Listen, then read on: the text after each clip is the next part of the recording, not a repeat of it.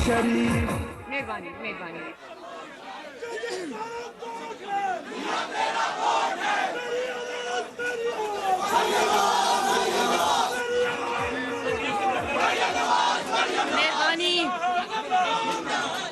मेहरबानी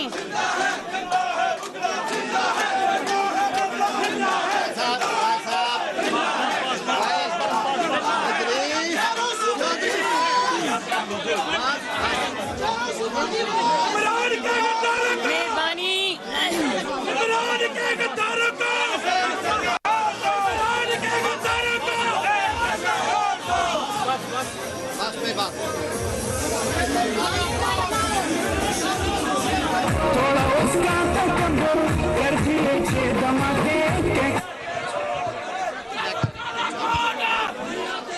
मेहरबानी। अच्छा बेटा बैठ। बिस्मिल्लाहिर्रहमानिर्रहीम। बेटा बस। बिस्मिल्लाहिर्रहमानिर्रहीम। मेरा एक सेकंड प्लीज, आराम से बात सुनेंगे वरना चीखना पड़ेगा, किसी की बात सुनाई नहीं देगी। मैं आपके जज्बे की कदर करती हूँ, तशरीफ रखें प्लीज।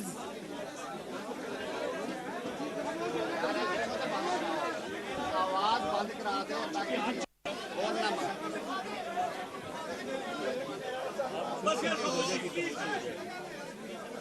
शुरू करें जी।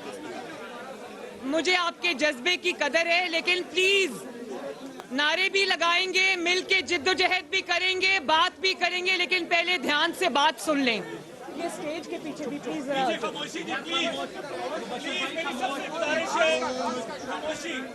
मेरे काले कोट वाले बहनों और भाइयों, मेरा फख्र हो आप लोग। आप सबको मेरी तरफ से अस्सलाम अलैकुम।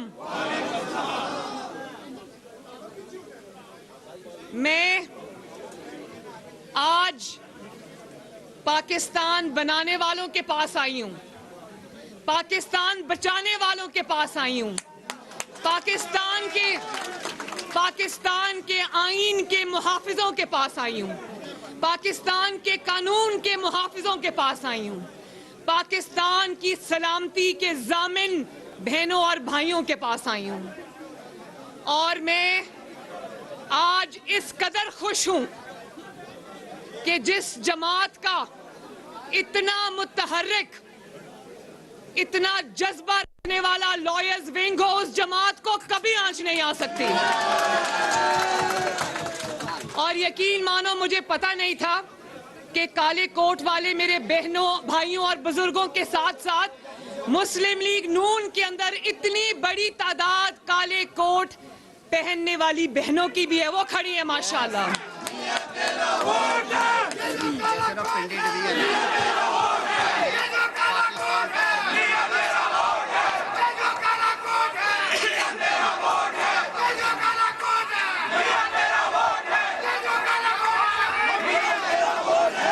और मुझे इस बात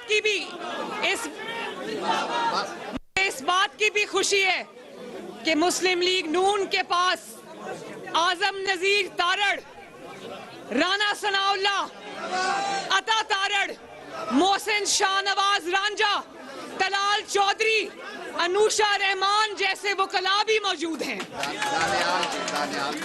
दानियाल चौधरी जैसे वकला भी मौजूद हैं। और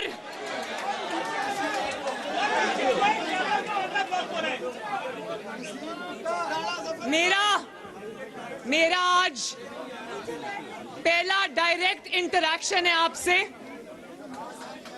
लेकिन मैं आपको मेरी जान पहचान आपसे तब हुई थी जब नवाज शरीफ साहब को दफ्तर से निकाला गया और उन पर झूठे मुकदमात कायम हुए, मुझ पर झूठे मुकदमात कायम हुए, जमात पर झूठे मुकदमात कायम हुए। और मैंने देखा कि हर पेशी पर आप लोग बड़ी तादाद में हर पेशी पर मौजूद होते थे। और मुझे ये भी याद है जब मुझे कोट लखपत जेल से लाया जाता था, गर्मी का मौसम था, आपके पसीने से अदालत के फर्श जो है वो पानी पानी हुए होते थे। मैं आप सबकी बहुत बहुत शुक्रगुजार हूं, बहुत मेहरबानी आपकी। और अभी मैं जब कन्वेंशन के अंदर आ रही थी तो मैंने एक प्ले कार्ड देखा जो एक वकील ने उठाया हुआ था। उन्होंने लिखा हुआ था कि ये मोहब्बत भरा ट्रक हमारी बहन मरियम नवाज के लिए। हमारे पास वो वाले ट्रक नहीं है जो फवाद चौधरी साहब के पास है। हमारे पास सिर्फ वो ट्रक तहरीके इंसाफ के पास है। हमारे पास तो आइन का ट्रक है, कानून का ट्रक है, वकला का ट्रक है, काले कोट वालों का ट्रक है।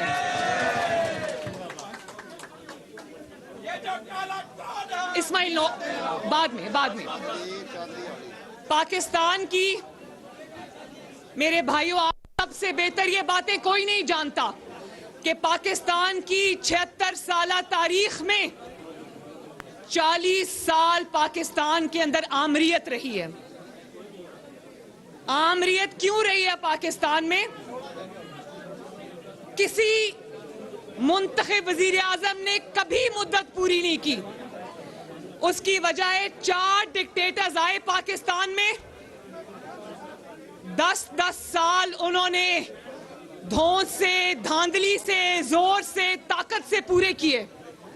कभी किसी अदालत ने जुर्रत नहीं की कि किसी डिक्टेटर के आगे खड़ी हो। और सितम ज़रीफ़ी इस बात की,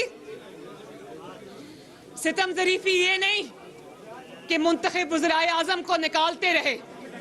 सितम ज़रीफ़ी इस बात की कि ताकत के आगे भी सर झुकाया, डिक्टेटर्स के आगे भी सर झुकाया। मुंतखब वज़ीर आज़म को निकालते रहे, दफ्तर से बाहर निकालते रहे, सजाएं देते रहे, सियासी मुकदमात में उठाकर बाहर फेंकते रहे, लेकिन कभी किसी अदालत ने इतनी हिम्मत नहीं दिखाई कि किसी डिक्टेटर को भी कटहरे में लाकर खड़ा करे।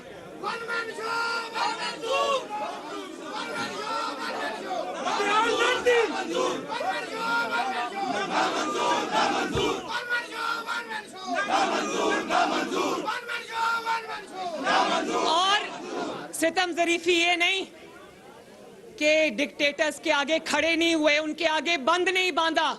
सितम ज़रीफ़ी ये कि उनको वैलिडेशन दी, उनको कहा डट के हुकूमत करे, कभी पीसीओ, कभी एलएफओ।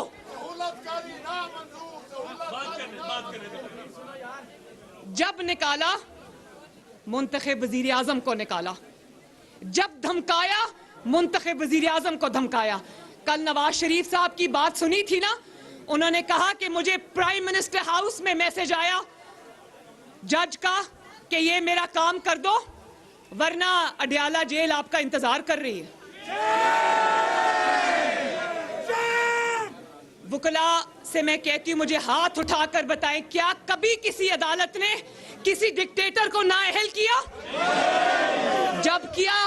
जब किया अवाम के मुंतखब वजीर आजम को नाअहल किया।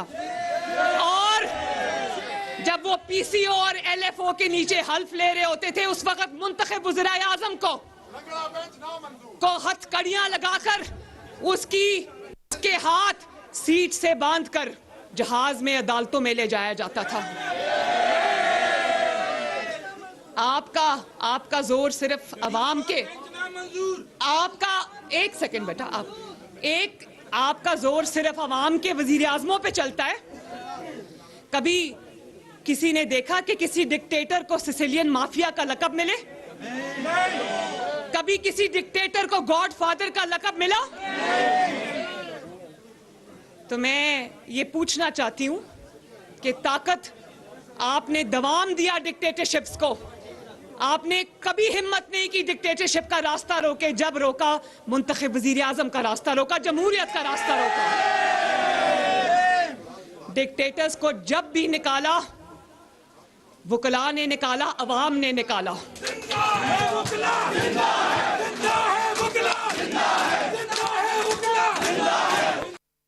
आप सब लोग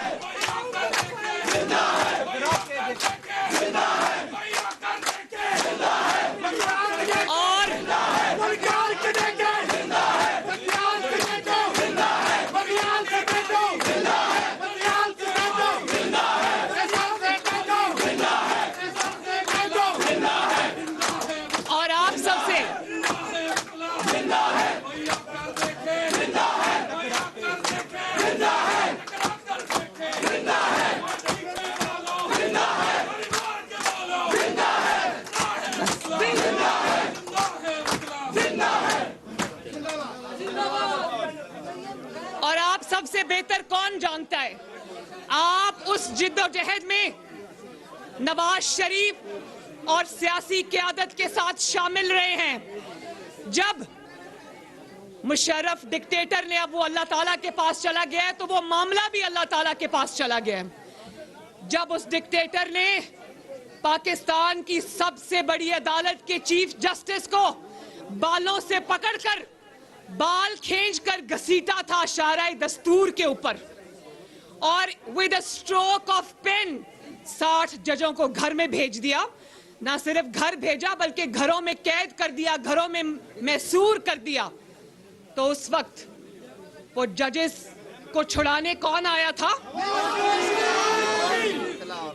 उस वक्त प्लीज एक मिनट, प्लीज नारेबाजी बाद में, प्लीज बात के अंदर तसलसल नहीं रहेगा तो बात नहीं हो सकेगी। उस वक्त भी अदलिया को एक डिक्टेटर के जुल्म से बचाने के लिए नवाज शरीफ एक अवामी वजीर आजम सामने आया, अवाम का नुमाइंदा सामने आया, और वकला ने साथ दिया और अदलिया बहाल हुई, जजेस बहाल हुए, अदल बहाल हुआ। तो मैं और आप ये देखें कि पाकिस्तान की तारीख में पहली मर्तबा एक जज ने जुर्रत की, अल्लाह ताला उसको करवट करवट जन्नत नसीब करे, सेठ वकार,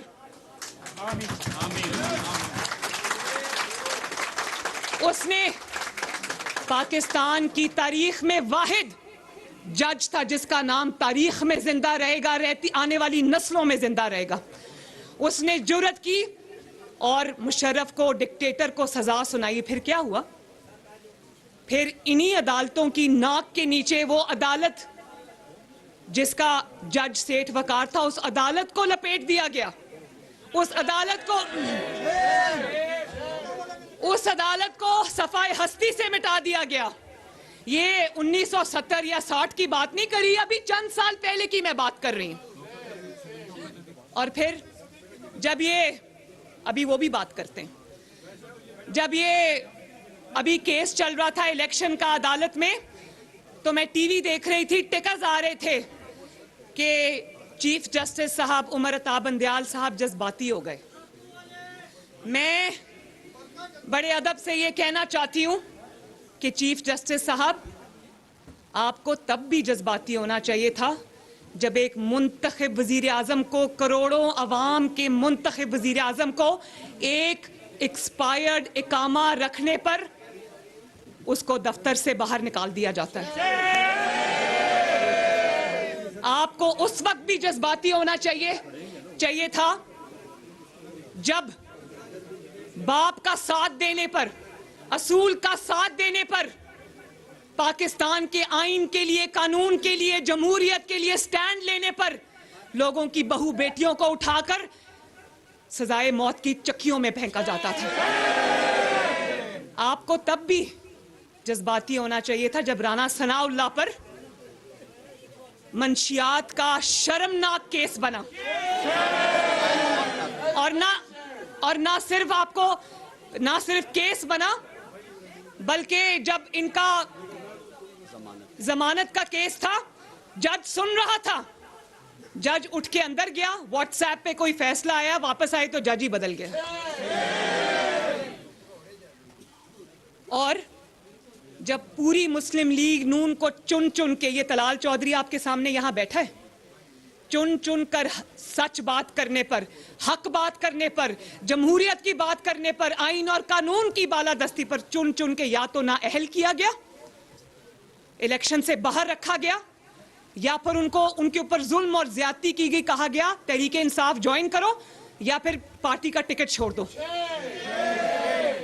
तब भी आपको जज्बाती होना चाहिए था जब 2018 में पूरी दुनिया के सामने आरटीएस बिठा के आवाम की जो राय थी उस पे शब खून मारा गया।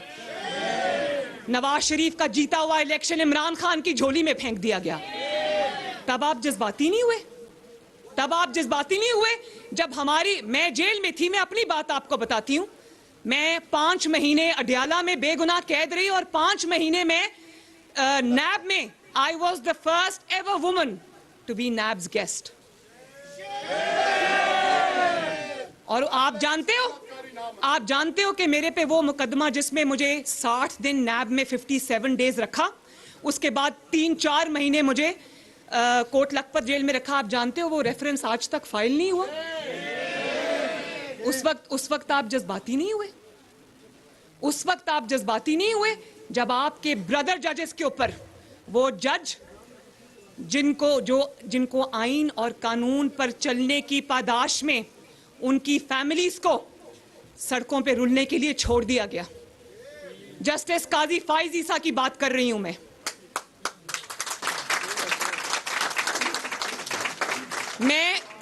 ना उनको जानती हूं ना उनकी वाइफ को जानती हूं, लेकिन पूरी कौम ने देखा कि क्योंकि वो एक हक और कानून पर चलने वाला जज था, कानून पे आइन पे चलने वाला जज था, वो इनके रास्ते की रुकावट था, वो इमरान खान के रास्ते की रुकावट था।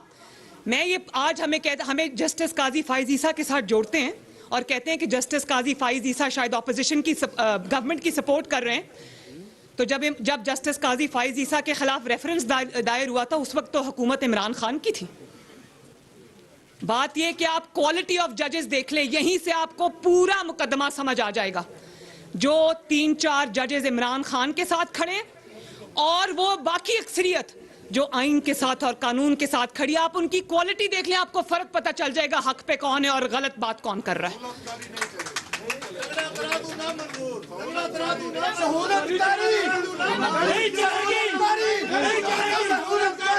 और फिर अभी सहूलतकारी की बात करते हैं, और फिर जस्टिस शौकत अजीज सदीकी जिन्होंने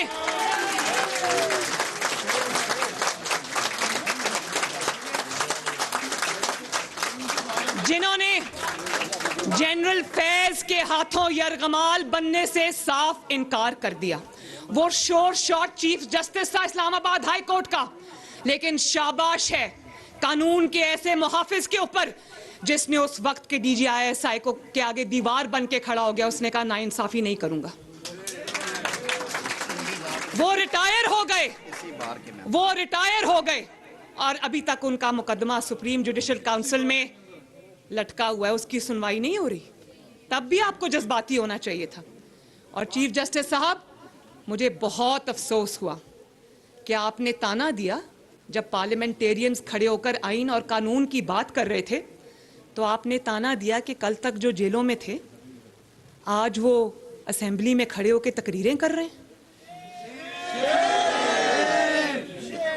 मैं आपको ये कहना चाहती हूं बड़े अदब से कि वो जेलों में इसलिए थे, वो जेलों में इसलिए थे क्योंकि आपका निजाम अदल उस वक्त जनरल फैज की मुट्ठी में था। वो जेलों में इसलिए थे कि जनरल फैज धमकाता था, डराता था जजेस को, उनकी वीडियोस दिखाता था और अपनी मनपसंद फैसले लेता था। और आज आप देखें, इमरान हर किसी का नाम लेगा, जनरल बाजवा का नाम भी लेगा, हर किसी का नाम लेगा, लेकिन उसके मुंह से कभी जनरल फैज का नाम नहीं आएगा। उसकी वजह यह है कि वो तब भी सहूलतकार था, वो आज भी सहूलतकार है।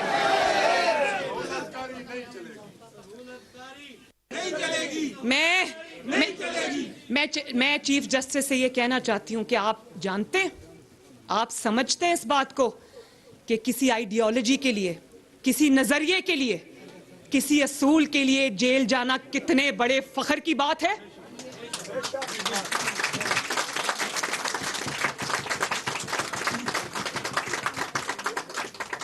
मैं 2 दफा सजाए मौत की चक्कियों में रहकर आई हूं, एक दिन मैं नहीं रोई, एक दिन मैं नहीं पछताई, क्योंकि मुझे पता था कि मेरा एक असूल है, मेरा एक नजरिया है, मेरा एक कॉज है, मेरा एक मिशन है उसके लिए। और हक का रास्ता, मेरे भाइयों मेरी बहनों, हक का रास्ता कभी आसान नहीं होता। जिनके कोई असूल नहीं होते, जिनके कोई नजरिए नहीं होते, जिनका कोई असूली मुवक्कफ नहीं होता, जिनका कोई मिशन नहीं होता, जिनका कोई प्रिंसिपल स्टैंड नहीं होता, वो चारपाई के नीचे से नहीं निकलते। और आप ये देखें कि आपने ताना तो दे दिया शहबाज शरीफ समेत सारी हुकूमत को कि कल जेल में थे, आज तकरीरें कर रहे हैं। जरा ये भी कहा होता कि कुछ ऐसे बुज़दिल भी हैं, जब उनको अदालत का हुक्मनामा आता है तो चारपाई के नीचे से नहीं निकलते, और जब निकलते हैं तो वो काला डब्बा पहन के मुंह पर निकलते हैं।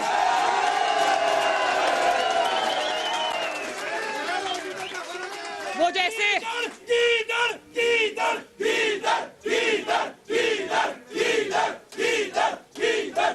और आप यकीन करो कि मैं एक सियासतदान हूं, मेरा सर शर्म से झुक जाता है कि मैं एक ऐसा गीदड़ जो अपने आप को लीडर कहता है, जब वो निकलता है घर से तो जंगले वाली गाड़ी में सवार हो जाता है, वहां से उतरकर मुंह पे काला डब्बा पहन लेता है। मेरे बच्चे कार्टून्स देखते थे, वो स्पंज बॉब स्क्वायर पैंट्स वाला। और ये सही कहा कि वो आप मोटरसाइकिल्स पे देखते हैं ना उन मेहनती लोगों को जो अपनी रोजी कमाते हैं, वो पिज्जा डिलीवरी वाले, वो जो पिंक कलर का डब्बा होता है या किसी ये काले रंग का डब्बा अपने मुंह पे पहन लेता है।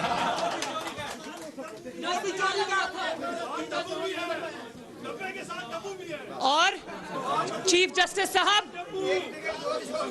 जस्टिस साहब आपको ये भी कहना चाहिए था कि जो जेलें भुगत के आए हैं उन्होंने झूठे मुकदमे भी भुगते और आपकी नाक के नीचे भुगते, और ये जानते हुए भी कि मुकदमे झूठे हैं, मुकदमे सियासी हैं, मुकदमे जो है वो इंतकाम पर मबनी है, क्योंकि सियासत में नवाज शरीफ का मुकाबला नहीं कर सकते, हमेशा फाउल प्ले करते हैं। हमने वो जानते हुए भी वो मुकदमे भुगते। हमारी 200 से जायद पेशियां हैं, 150 से जायद पेशियां तो मैंने अपने बाप का हाथ पकड़कर मैं पेश हुई हूं अदालतों में। और कौन सी अदालत है जिसमें मुस्लिम लीग नून नहीं रुलती रही, चाहे वो सेशन कोर्ट्स हों, चाहे वो नैब कोर्ट्स हों, चाहे वो हाई कोर्ट्स हों, चाहे वो सुप्रीम कोर्ट्स हों। दुनिया की कोई अदालत नहीं है जिसमें मुस्लिम लीग नून को चक्कर आपने नहीं लगवाए। फिर भी गलत सजाएं भी काटी, लेकिन कानून के सामने पेश होकर एक नया प्रेसिडेंट सेट किया।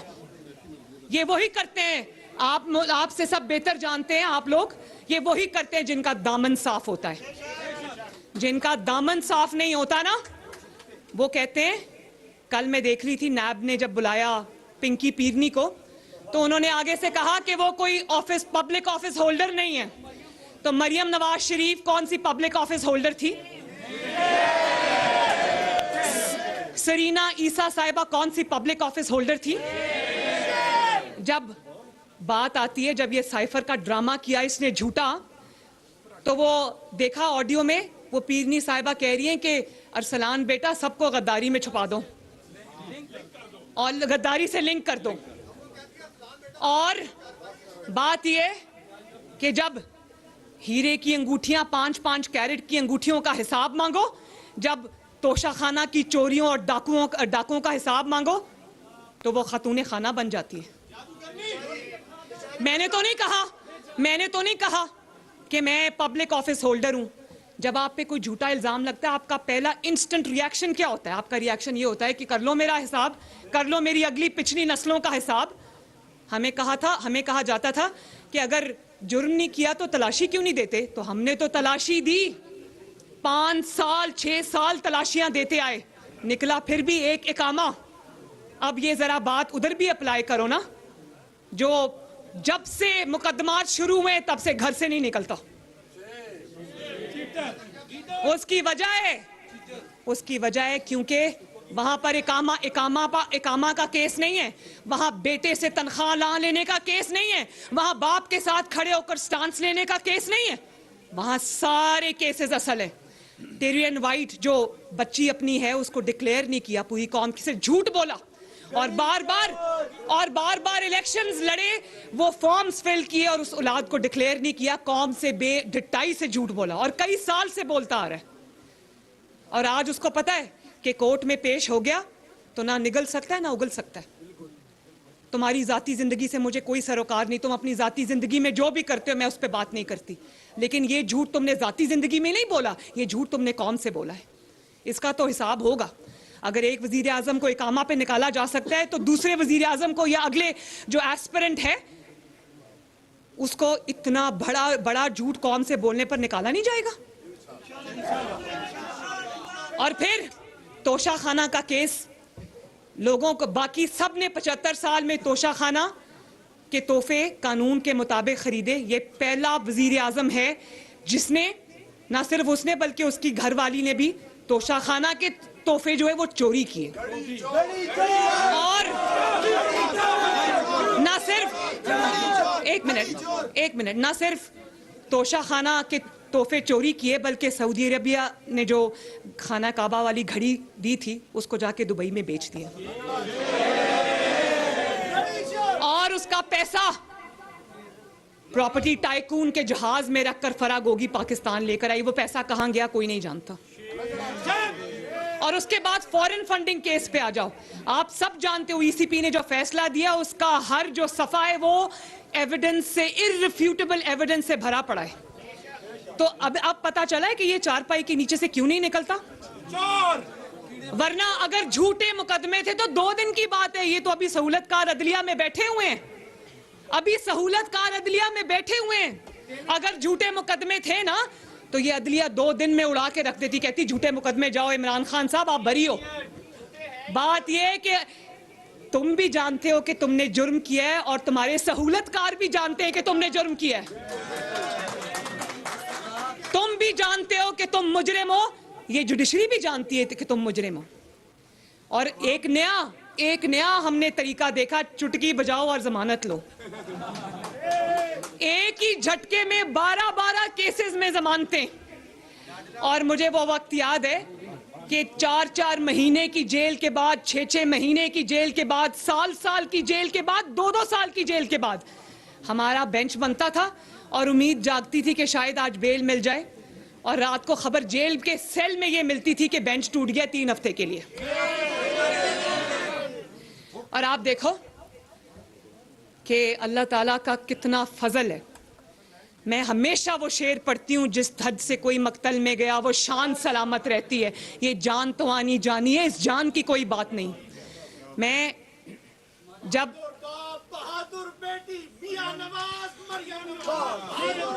और देखें मुझे फख्र है नवाज शरीफ पर, मुझे फख्र है अपनी मुस्लिम लीग नून पर। ये राना सनाउल्लाह यहाँ पर खड़े हैं, झूठा केस काट के आए हैं।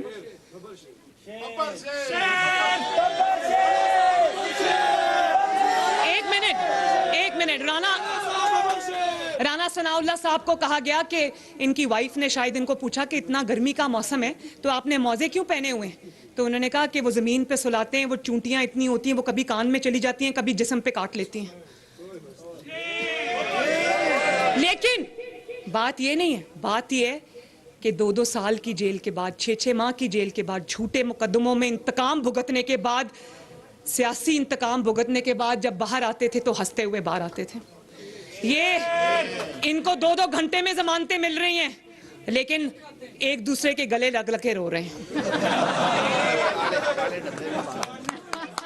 टीवी प्रोग्राम्स पे रो रहे हैं। तुम तो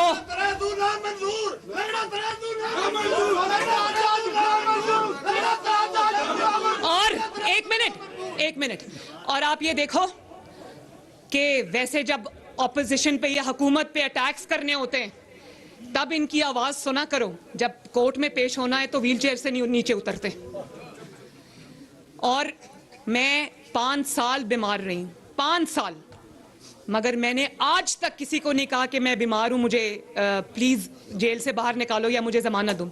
ये आजम तारड़ साहब गवाह हैं, ये आपको गवाही देंगे जब इन्होंने कहा कि खातून के साथ, आपको खातून होने के नाते जो एज है जो आपको कानून देता है, आपको उस बेस पे जो है वो जमानत मिल सकती है। सामने बैठे मैंने इनको कहा कि कभी नहीं, मुझे आपने कभी खातून कार्ड खेलना मेरे लिए।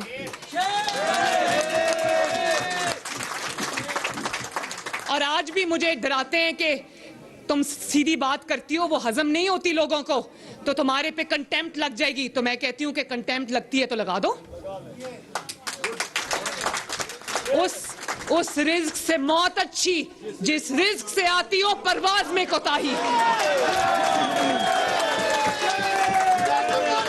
और बस और मैं ये कहना चाहती हूं कि मैं तो तब नाअहल हो गई थी जब मैंने अभी कभी किसी लोकल बॉडीज का इलेक्शन भी नहीं लड़ा था, और 5 साल में नाअहल रही, 6 साल में नाअहल रही। तो नाअहली से उसको डराते हो जो 6 साल झूठी नाअहली भुगत के आई है, जेल काट के आई है। नाअहली से मत डराओ हमें, तुम्हें शायद ना वो मुंह पे काला डब्बा डाल के घूमने वाले बुज़दिलों की आदत हो गई है।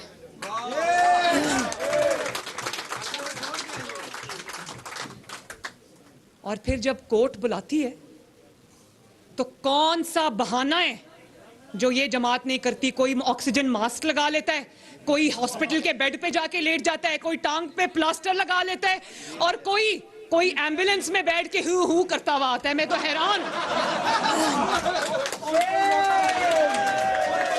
और याद करो वो दिन जब नवाज शरीफ साहब को जेल में हार्ट अटैक हुआ था, नैब की कस्टडी में उनके प्लेटलेट्स ड्रॉप किए थे।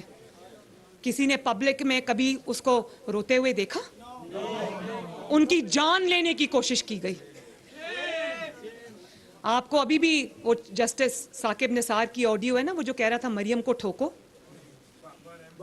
जो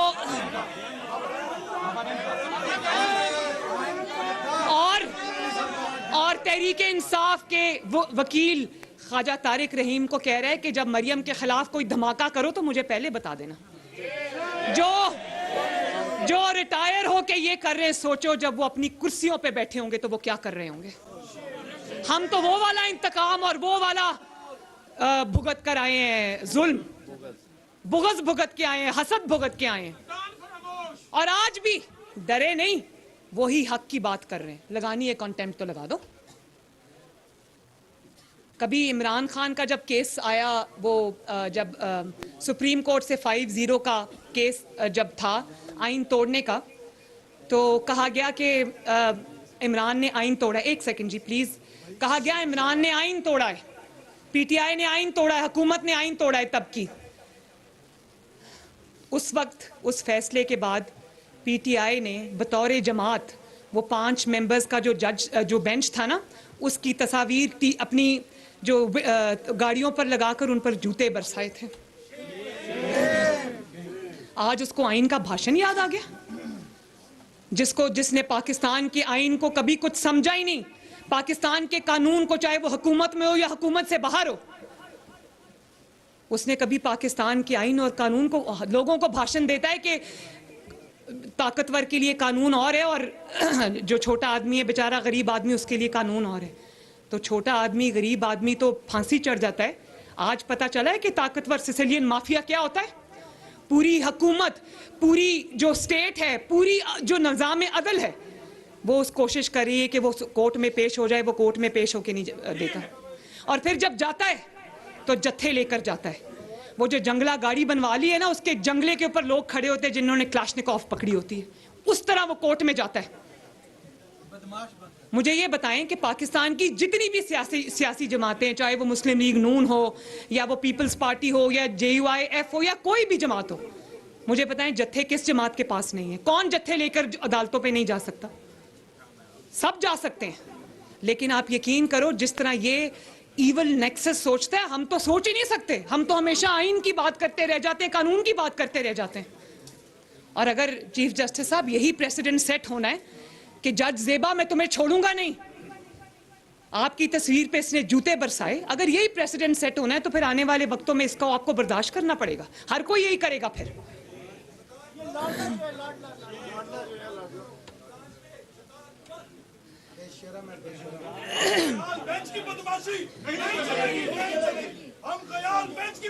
मतलब आप इस रिवायत को फरोग दे रहे हैं कि जत्थे लेके अदालत पे हमला आवर हो जाओ, हथियार लेकर अदालत पे हमला आवर हो जाओ, दहशतगर्द लेकर अदालत पे हमला आवर हो जाओ, पुलिस के ऊपर पेट्रोल बॉम्ब्स फेंको, उनके सर तोड़ो, आइन तोड़ो, कानून तोड़ो, आपको कुछ नहीं कहा जाएगा क्योंकि आप जत्थे लेकर आ गए। आप लोग आइन और कानून के रखवाले, मुझे बताएं ये रिवायत किसी भी तरह पाकिस्तान के मुस्तकबिल के लिए अच्छी है? और आइन शिकनी से याद आया, आइन शिकनी से मुझे याद आया कि 5-0 से सुप्रीम कोर्ट के बेंच ने कहा कि इमरान खान और उसकी जमात ने आइन तोड़ा है। तो मैं ये पूछना चाहती हूँ कि क्या आइन तोड़ना इतना छोटा जुर्म था आपकी नज़र में चीफ जस्टिस साहब, कि आइन तोड़ने वालों को आपने खुली छुट्टी दी कि हाँ आपने आइन तोड़ा है, फैसला आपके खिलाफ आया है, लेकिन आप स्कॉट फ्री है, जाओ आपको कुछ नहीं कहा जाएगा? क्या आइन तोड़ना इतना ही छोटा जुर्म है? और मैं ये पूछती हूँ कि जब आप लोग वकलाओ, आप बेहतर जानते हो कि जब एक कोर्ट के अंदर केस आता है कत्ल का, कत्ल एस्टैब्लिश हो जाता है, कातिल कोर्ट में खड़ा होता है या अदालत की रसाई में होता है, अदालत कहती है कत्ल हुआ है, फलां जगह हुआ है, फलां वक्त हुआ है और इसने किया है, और उसके बाद अदालत उस कातिल को छोड़ दे, तो क्या कहेगा ऐसे निज़ाम अदल पे इंसान? और वहां से उसको शय मिली, उसको पता चल गया मैं कुछ भी कहूं मेरे 2-3 सहूलतकार जो है वो मुझे बचा लेंगे। और आप देखो लॉन्ग मार्च जब हुआ, लॉन्ग मार्च में इन्हीं चीफ जस्टिस साहब ने फरमाया कि शारा दस्तूर पर इमरान लॉन्ग मार्च लेकर नहीं आएगा, वो आया, उसने डिफाई किया, और फिर चीफ जस्टिस साहब ने फरमाया हो सकता है इमरान को इतला ना मिली हो। पूरी दुनिया पिछले दिन टीवी पे देख रही थी कि वो पूरी दुनिया के सामने ट्रक पे चढ़ के कह रहा था कि हाँ चीफ जस्टिस साहब ने इजाजत दे दी, हम जा सकते हैं शारा दस्तूर पर, झूठ बोल रहा था। और अगले दिन आपने अदालत में कहा कि हो सकता है उसको इतला ना मिली हो। और उसके बाद जब वो आए, उनका लॉन्ग मार्च नाकाम हो गया, उसका गुस्सा उन्होंने इस्लामाबाद की ग्रीन बेल्ट्स पे निकाला, इस्लामाबाद की मेट्रो पे निकाला, वहां आगे लगा दी। जब ये वीडियोस सुप्रीम कोर्ट में पेश की गई तो अता बंदयाल साहब ने फरमाया हो सकता है आंसू गैस की वजह से ग्रीन बेल्ट्स में आग लग गई हो।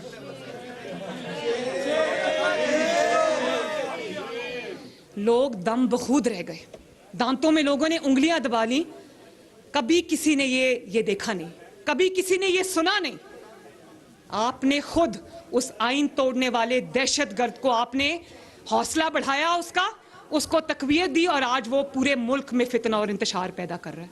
अगर आपने तब इस फितना और इंतशार और फॉरेन फंडेड फितने का रास्ता रोका होता तो आज पाकिस्तान तरक्की कर रहा होता, पाकिस्तान में ये सब कुछ ना हो रहा होता। बात सिर्फ इतनी है कि क्योंकि मुकदमात असली हैं तो कहीं लाडले को सजा ना हो जाए, कहीं फॉरेन फंडिंग पे सजा ना हो जाए, कहीं तोशा खाना की उस पे सजा ना हो जाए, चोरी पे, कहीं टिरियन खान वाले मुकदमे में सजा ना हो जाए। बात सिर्फ इतनी है कि क्योंकि इमरान ने और सहूलतकारों ने एक टाइमलाइन रखी हुई है कि क्योंकि सितंबर में नया चीफ जस्टिस आना है, उससे पहले जो सहूलतकारी करनी है कर लो। तो ये पूरी कौम ये तमाशा देख रही है, पूरी कौम ये तमाशा देख रही है। और आप किस शख्स को वापस लाना चाहते हैं? मैं पूछना चाहती हूं। जो शख्स 4 साल जब उसको इक्तदार मिला, उसके दिन रात उसका टोटल विजन ये था, दिन रात उसके इसी बात पे सोचते सोचते गुजरते थे, किसी का पंखा कब उतारना है, किसी का बिजली का बल्ब कब उतारना है, किसी का एसी कब बंद करना है। वो इंतकाम में अंधा शख्स, दिमागी तौर पे माजूर शख्स, कम ज़र्फ आदमी, जिसने आज आप कहते हैं महंगाई है, आटे की लाइनें लगी हुई हैं, आटे के लिए लाइनें नहीं लगी हुई, फ्री आटा लेने के लिए लाइनें लगी हुई हैं।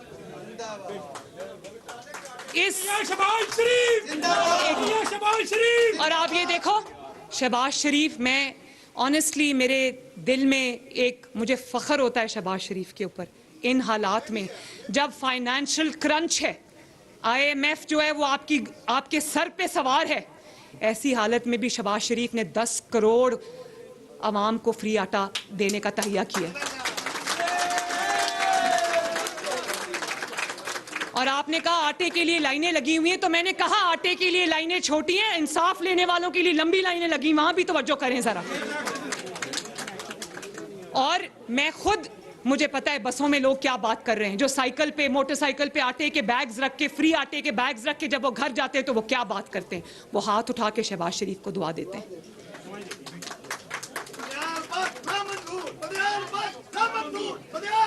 नहीं, और आप किसको लाना चाहते हैं जिसने 4 साल अपनी नाअहली, नालायकी और इंतकाम ज़दा सोच से पाकिस्तान की मईशत तबाह की, पूरी दुनिया के मुल्कों से पाकिस्तान को लड़ा दिया, IMF के हाथों पाकिस्तान को गिरवी रख दिया, जिसने KPK में तो सत्यानाश किया ही किया। 10 साल से KPK में कोई नया हॉस्पिटल, कोई नई सड़क नहीं बनी। अगर बनी तो उन लोगों की तकदीर बनी जो PTI के मिनिस्टर्स थे KPK के अंदर। होशरुबा दास्ताने करप्शन के स्कैंडल्स की, मालम जब्बा, BRT, वो बिलियन ट्री सुनामी जो आज तक किसी ने देखी नहीं, और वहां पर गजब खुदा का कि वहां एहतसाब के सारे जो इदारे थे उनको ताला लगा दिया 5 साल। वहां तो बेड़ा गर्क किया। पंजाब में भी 3 का गैंग, वो फराग होगी, पिंकी पीरनी और बुजदार को मुसल्लत कर दिया पंजाब के 12 करोड़ अवाम के ऊपर। मैं तो कहती हूँ, और वो क्या करते रहे, नवाज शरीफ CPEC बनाता रहा, चाइना पाकिस्तान इकोनॉमिक कॉरिडोर, वो GPEC, Gogi Pinki economic corridor बनाते रहे। और वो पंजाब के अंदर तबादलों के, अपॉइंटमेंट्स के करोड़ों रुपए ईंटती रही, और आज वो घरेलू खातून है। वो पूरा नेक्सस था, लाहौर से पैसा चलता था, बनीगाला जाता था, कहाँ जाता था किसी को पता नहीं। और आज सवाल पूछो तो मैं घरेलू खातून हूँ जी, मैंने कभी कहा मैं घरेलू खातून हूँ?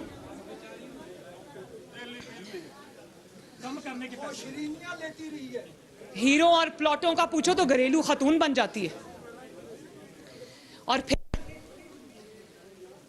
2017-18 में साकिब निसार, जनरल फैज हमीद, सबसे बड़ा मुजरिम जानते हो कौन है? सबसे बड़ा मुजरिम वो है जो आज मुंह छुपा के घर में बैठा हुआ है, जस्टिस आसिफ सईद खोसा, जिसने नवाज शरीफ को, जिसने इमरान खान को कहा, जब इमरान खान का लॉन्ग मार्च और लॉकडाउन जो है वो नाकाम हुआ, इमरान को कहता है बाहर क्या दरबदर की ठोकरें खाते हो, मेरे पास एप्लीकेशन लाओ। और फिर पूरी दुनिया ने देखा कि उसने एक इकामा पर नवाज शरीफ को निकाला। तुम चुप करके बैठ जाओगे आसिफ खोसा, इसका यह मतलब नहीं कि कौम को तुम्हारे जराइम का पता नहीं है। और जो किरदार 2017 और 18 में साकिब निसार, आसिफ सईद खोसा और जनरल फैज हमीद ने अंजाम दिया, आज वही सहूलतकारी इस बेंच ने अपने जिम्मे ले ली है। और अक़लियती फैसले को अक्सरियती फैसले पे मुसल्लत कर दिया। जो फैसला सुप्रीम कोर्ट के जजेस की अक्सरियत नहीं मान रही, हमें कह रहे हैं कि वो फैसला मानो। जो आपके ब्रदर जजेस जो फैसला नहीं मान रहे बल्कि उस पे सवाल उठा रहे हैं, कह रहे 1 मैन शो नामंजूर, आपके ऑफिस का और आपकी ताकत का, आपकी कुर्सी का जो गलत इस्तेमाल है वो नामंजूर। वो ये कह रहे हैं कि अक्सरियत का ये फैसला नहीं है, अक़लियत का फैसला है। जो फैसला आपके ब्रदर जज नहीं मान रहे, वो कौम को कहा जा रहा है वो फैसला मानो। और ये वो फैसला जो है, मैं ये बता दूं, और फिर आपने जब वो बात उठाई गई तो सुप्रीम कोर्ट में चीफ जस्टिस साहब ने फरमाया कि मैंने बेंच से किसी को बाहर नहीं रखा। जो बेंच में जजेस शामिल थे उन्होंने जब इतराज़ उठाए, ये ज़रा बहुत ध्यान से सुनने की बात है, तो उन्होंने फैसला जो है इतराज़ उठाया, लेकिन उन्होंने बेंच में शामिल या ना शामिल करने का फैसला मुझ पे छोड़ दिया। जब उन जजेस ने फैसला आप पे छोड़ दिया तो आपने क्या फैसला किया? आपने चुन कर वो जजेस जिन्होंने फैसले पे इतराज़ किया था या जिन्होंने इतराज़ किया था कानूनी नुकात के ऊपर, उनको आपने बेंच से बाहर बिठा दिया और वही हमनवार हम ख्याल जजेस को अपने बेंच में डाल लिया। ये फैसला किया आपने। जजेस ने जब आप पे फैसला छोड़ा तो आपने ये फैसला किया। और आप देखो हर बेंच में वही जज शामिल। वो जज 2017-18 में नवाज शरीफ का मॉनिटरिंग जज था, जस्टिस एजाजुल एहसन साहब। वो नवाज शरीफ साहब के और मेरे मुकदमात पे हमारे सर पे मॉनिटरिंग बेंच बना के वो जज बन के बैठे हुए थे। और आपको पता है कि दूसरे जो जज हैं उन पे करप्शन के संगीन इल्जामात हैं, संगीन इल्जामात। और एक जज पे करप्शन के संगीन इल्जामात हैं जिनका आज भी सुप्रीम जुडिशल काउंसिल में रेफरेंस पड़ा है, लेकिन उसकी सुनवाई नहीं हो रही। और दूसरे जज पर 1 कॉन्स्टिट्यूशन एवेन्यू, क्या नाम है उसका, वो ट्विन टावर, उसमें हैंकी पैंकी के संगीन इल्जामात हैं। नस्ला टावर तो आपने गिरा दिया क्योंकि वो बेचारे गरीब लोगों का, मिडिल क्लास के लोगों का टावर था। वन कॉन्स्टिट्यूशन वाला जो टावर है वो आज भी खड़ा है। ये आप ये देख लो, फिर हर बेंच में वही जज।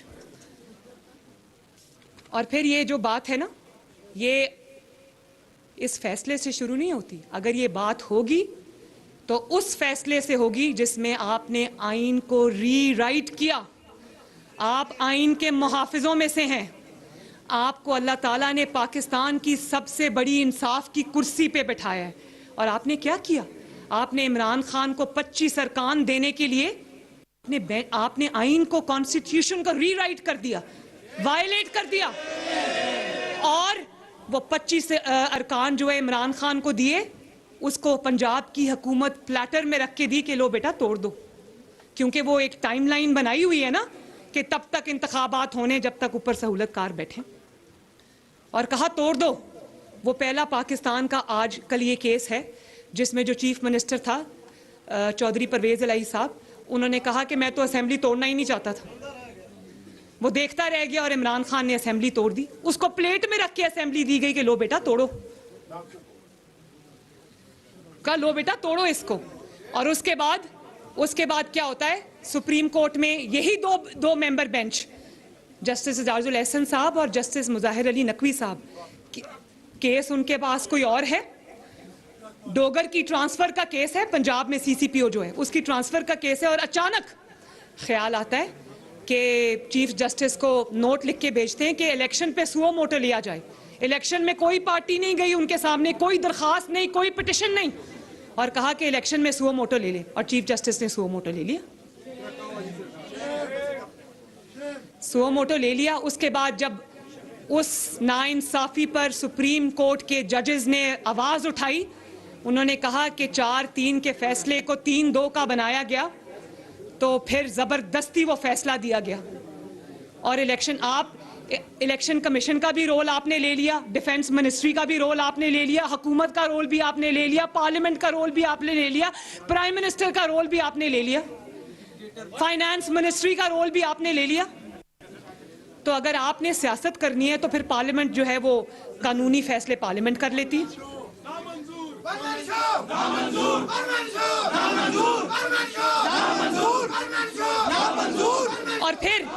और फिर आपने कहा कि सियासी जमातें आपस में मशावरत कर लें। भाई सियासी जमातें तो कर लेंगी मशावरत, सियासी जमातें आप भी जरा अपने ब्रदर जजेस के साथ बैठकर मशावरत कर लें।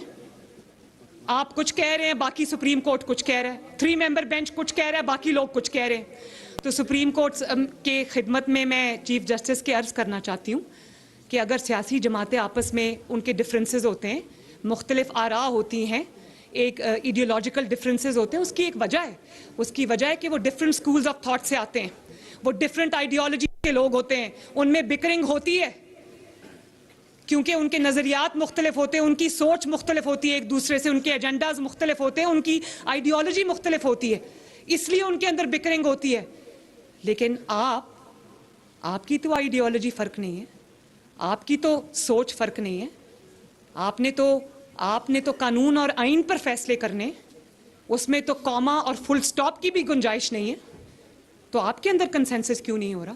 कंसेंसस इसलिए नहीं हो रहा कि ब्लेटेंटली एक शख्स को कौम पे फिर मुसल्लत करने की पूरी कोशिश हो रही है। लेकिन मैं ये बताना चाहती हूँ कि मैं अपने वकला भाइयों के सामने, बहनों के सामने ये बात करना चाहती हूँ कि ये 2018 नहीं है। हो गया जो होना था, जो जुल्म होना था मुल्क के साथ, कौम के साथ, मईशत के साथ, वो हो गया।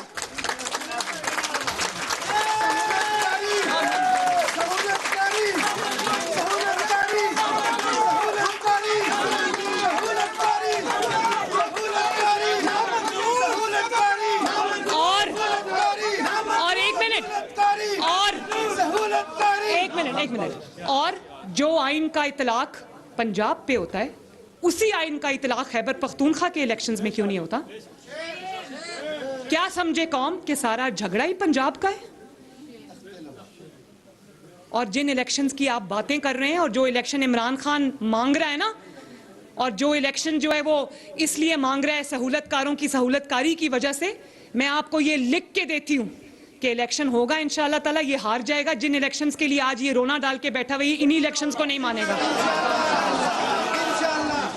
ये इन्हीं इलेक्शंस को लेकर बैठा रहेगा अगले 5 साल भी। फिर कहेगा मुझे मोहसिन नकवी ने हरा दिया, मुझे एस्टैब्लिशमेंट ने हरा दिया, मुझे नवाज शरीफ ने हरा दिया, मुझे मरियम नवाज ने हरा दिया, मुझे राना सनाउल्लाह ने हरा दिया, मुझे शहबाज शरीफ ने हरा दिया। फिर यही कहेगा कि इसलिए कि ऊपर शहबाज शरीफ बैठा था फेडरल गवर्नमेंट में, तो इसलिए पंजाब में और केपीके में मैं हार गया हूं। ये आज जो इलेक्शन कर रहे हैं, ये 5, 6, 8 महीने के बाद आप देखना, ये इन्हीं इलेक्शंस को रो रहा होगा बैठ के। और एक और बात देखो कि सुप्रीम कोर्ट ने, एक सेकंड, सुप्रीम कोर्ट में क्या हुआ, मुद्दई कौन था, मुकदमा किसका था? मुकदमा इमरान खान और तहरीके इंसाफ का तो था ही, पीडीएम में शामिल 11 जमातों का भी मुकदमा था। पीडीएम में शामिल जमातों को नहीं सुना गया, वकला को नहीं सुना गया, बार काउंसिल्स को नहीं सुना गया, इलेक्शन कमीशन को नहीं सुना गया। बात अगर सुनी तो सिर्फ और सिर्फ तहरीके इंसाफ की बात सुनी। बात अगर सुनी तो असद उमर की सुनी, जिस पे आज वो मईशत पे या इकोनॉमी पे या जो पाकिस्तान की फाइनेंशियल सिचुएशन है, जिस असद उमर से तजावीज़ सुप्रीम कोर्ट ले रहा था, उस असद उमर को, उस फाइनेंस मिनिस्टर को उसकी अपनी जमात ने उठा के बाहर फेंक दिया था। उसको और ये फिक्स मैच था। असद उमर वहां बैठे थे, उनको कहा गया असद उमर साहब आप आए। भाई आप असद उमर की बात उसकी पार्टी नहीं मानती। वो जब असद उमर की बात अगर उसकी पार्टी मानती होती तो वो जब फाइनेंस मिनिस्टर था उसको निकाला क्यों था? इतना नालायक फाइनेंस मिनिस्टर था कि वो बदल दिया। वो तो खैर और भी बड़े बदले। आप उस शख्स को बुला के उसकी बात सुन रहे हैं जिसकी अपनी जो इकोनॉमी में बात उसकी पार्टी नहीं मानती। तो आपने जब किसी को सुना ही नहीं तो हम क्या गिला करें आपसे, क्या गिला करें? और फुल कोर्ट की डिमांड कोई नाजायज डिमांड तो नहीं थी पूरी कौम की। और मेरी बात सुने, फुल कोर्ट अगर आप हों, मैं हूं, डिस्पेंसेशन ऑफ जस्टिस हो रही हो, तो आपकी बात पे या बेंच के फैसले पर हमें यकीन नहीं है, तो सबसे पहले आपका रिएक्शन क्या होता है? आपका रिएक्शन ये होता है कि अगर मेरी बात पे एतबार नहीं है तो बना दो फुल बेंच, कोई फर्क नहीं पड़ता। मैंने तो आइन और कानून पे फैसला किया, मेरा फैसला चैलेंज हो ही नहीं सकता। मुझे इतना यकीन है कि मैंने इंसाफ पर फैसला किया है। 10 की बजाय 20 जजेस बिठा दो, लाहौर हाई कोर्ट को भी सुप्रीम कोर्ट में ले आओ, बाकी सूबों की भी उसको ले आओ, सब मेरे बात को आप होल्ड करेंगे तो मैं बना देता हूं। मुझे क्या एतराज है? फुल बेंच इसलिए नहीं बनाया क्योंकि दिल में खौफ था कि मेरी नाइंसाफी खुल के सामने आ जाएगी, इसलिए फुल कोर्ट नहीं बनाया। तो आपने तो खुद ही अपने फैसलों से बता दिया कि आपके फैसले जानिबदाराना है। हम नहीं कह रहे, आपके अपने फैसले बोल रहे हैं। और फिर हमें कहते हैं कि कंटेम्प्ट लग जाएगी। भाई अकलीती फैसला ना मानने पर किस पर कंटेम्प्ट लगती? अकलीती फैसला तो फैसला ही नहीं होता, उसको मानना और ना मानना कैसा?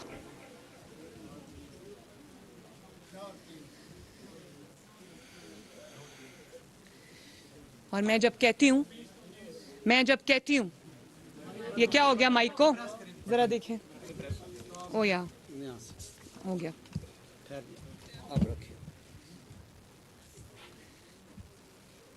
क्या चीफ जस्टिस को सुओ मोटो इनकी ऑडियो लीक्स पे नहीं लेना चाहिए था? अदलिया की सबसे बड़ी तारीख में तौहीन तब हुई जब फवाद चौधरी की ऑडियो सामने आई जिसमें उसने कहा कि कोर्ट के बाहर ट्रक खड़ा हुआ है। ट्रक क्या होता है?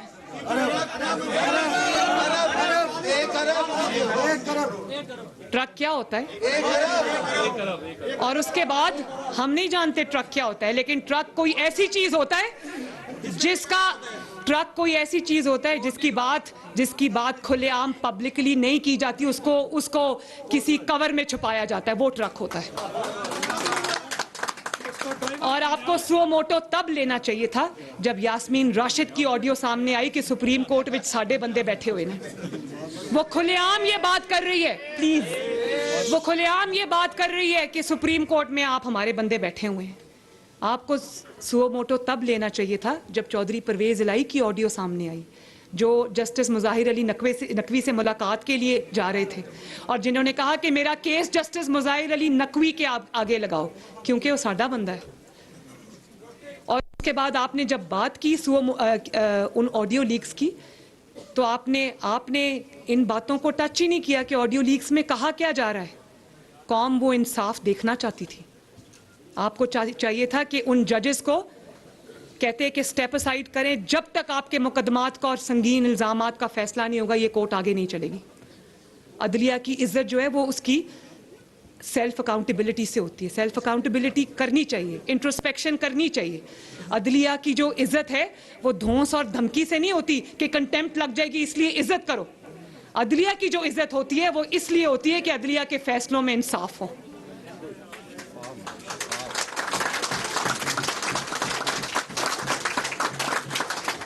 जब साफ और शफाफ फैसले होंगे तो तौहीन नहीं होगी, आपका एहतराम और आपका वकार जो है वो पूरी दुनिया करेगी।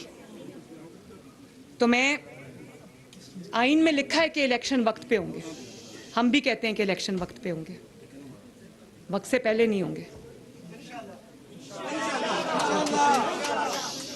और क्योंकि वक्त से पहले किसी की अपॉइंटमेंट सूट करती है, किसी दिमागी मरीज ने कोई फैसला कर दिया है, उस फैसले को पूरा करने के लिए पूरी सुप्रीम कोर्ट, पूरी इस्टेब्लिशमेंट, पूरी सियासी पार्टीज, पूरा मुल्क उसके पीछे चल पड़े, ये नहीं होगा। जिसका ट्रैक रिकॉर्ड सिर्फ इंतशार है, फितना है, पाकिस्तान में जो अनरेस्ट है वो फैलाना, जिसका एजेंडा यही है, उसके कहने पर पाकिस्तान की कोई चीज नहीं लेगी। कर लो जो करना है।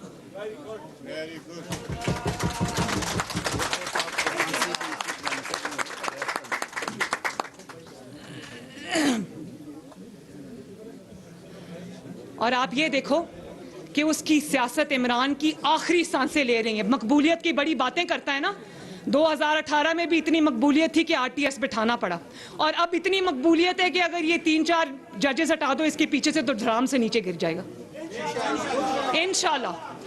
जो मकबूल लोग होते हैं उनको 3-4 जजेस की सहूलतकारी की जरूरत नहीं पड़ती, उनको जनरल फैज की जरूरत नहीं पड़ती, उनको जनरल बाजवा की जरूरत नहीं पड़ती, उनको साकिब निसार की जरूरत नहीं पड़ती। वो हम लोग इलेक्ट होकर आते हैं, इलेक्शन से नहीं डरते, यहां तक इलेक्ट होकर पहुंचे हैं।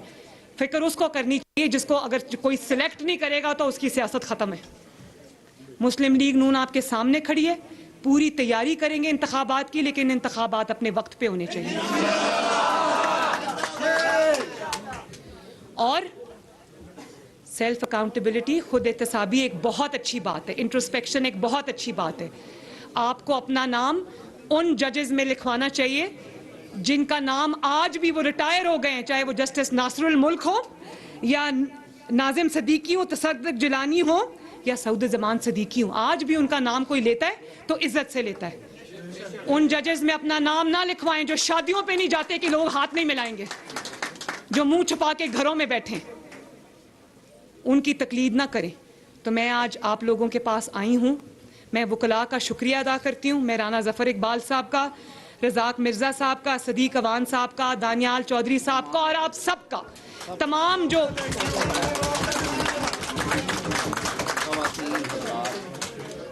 मैं आप सबका तहे दिल से शुक्रिया अदा करती हूँ। और मैं आपको ये कहना चाहती हूँ कि जब तक पाकिस्तान में इंसाफ का निजाम ठीक नहीं हो जाता, मैं चाहती हूं कि आप मेरे शाना बशाना मिलकर चलें।